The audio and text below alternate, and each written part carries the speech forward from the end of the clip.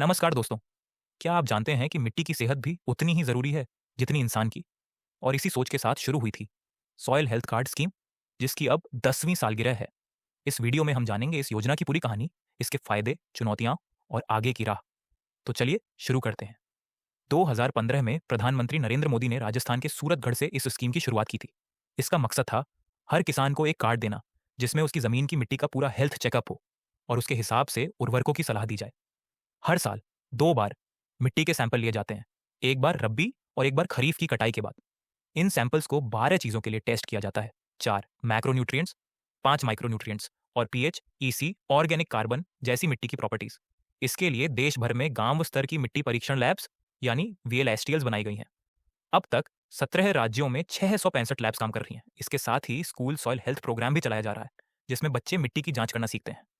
अब तक 1020 स्कूलों में 1000 से ज्यादा लैब्स खुल चुकी हैं। 2022 से इस योजना को राष्ट्रीय कृषि विकास योजना यानी आरकेवीआई में शामिल कर लिया गया है, सॉइल हेल्थ एंड फर्टिलिटी नाम के एक घटक के रूप में। तकनीक का भी जबरदस्त इस्तेमाल हुआ है। एक एसएचसी पोर्टल, मोबाइल ऐप और जीआईएस मैपिंग से अब हर सैंपल की जानकारी लोकेशन के साथ जुड़ती है। एसएचसीज अब देश की कई भाषाओं में उपलब्ध हैं और किसान अपने मोबाइल से भी इसे देख सकते हैं। अब बात करते हैं इस योजना के असर की। कर्नाटक में चने की उपज 44% और गेहूं की उपज 25% बढ़ गई है। 43% तक बढ़ गई है।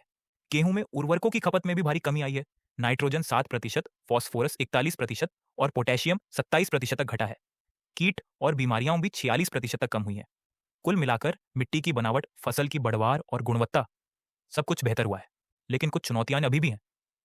बहुत ज्यादा रासायनिक खाद, मोनोक्रॉपिंग और सिंचाई की गलत आदतों की वजह से कई राज्यों में मिट्टी की हालत बिगड़ गई है। पंजाब और हरियाणा में ऑर्गेनिक कार्बन का स्तर गिरा है। 2085 तक 50% जमीन के नमक से प्रभावित होने का खतरा है।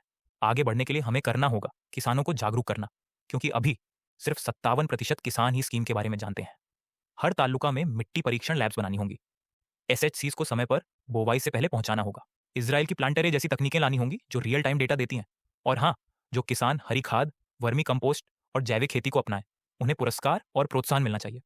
तो दोस्तों, सॉयल हेल्थ कार्ड स्कीम ने साबित कर दिया है कि स्मार्ट खेती की शुरुआत मिट्टी की सेहत से होती है। अगर मिट्टी स्वस्थ होगी तो फसल भी शानदार होगी। और यही है आत्मनिर्भर किसान की असली पहचान। अगर आपको वीडियो पसंद आया हो तो लाइक, शेयर और सब्सक्राइब जरूर करें। मिलते हैं अगले वीडियो में एक और सरकारी योजना की कहानी के साथ। धन्यवाद।